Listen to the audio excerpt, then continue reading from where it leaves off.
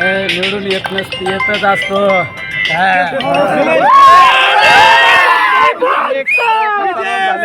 तुमच्या बद्दल अनेक गोष्टी बोलल्या गेल्या. आता आज काय वाटतं त्या सगळ्या? अभी कुछ नहीं बोलने का किसी को. जो होगा वही अच्छा ही होगा. नाही आता जायंट त्याने कुणी काय केलं त्यांना लक लाभ लाभू.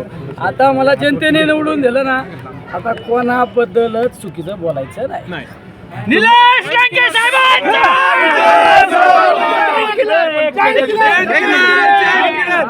जायंट किल्लर ठरले का तुम्ही, असं वाटतंय का?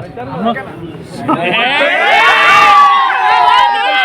कुठेतरी अटीतटीची लढत मानली जात होती. बलाढ्य शक्ती समोर होती. गेल्या 2 महिन्यापासून संघर्ष चालू होता.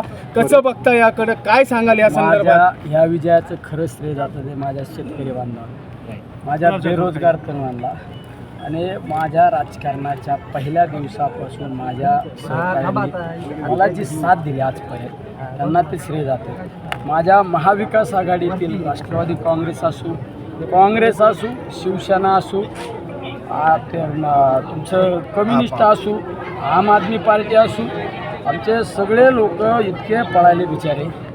आज त्यांच्यामुळं हा विजय झाला. तर निलेश लंके शून्य, निलेश लंके शून्य. तुमचा काय अजेंडा आहे? अजेंडा काय लोकांमुळे आज मी निवडून आलेलो. आता पुढचा अजेंडा आज कुठंतरी तो दादागिरीची भाषा करण्याचा आरोप करण्यात आला आणि आज खासदार झाले. अजेंडा काय असणार आहे पुढं? लोक म्हणजे घाबरतात. काय त्याला काही नाही करायचे. दादागिरी करणाऱ्याला लक लाभ लाभू, कोणाला काय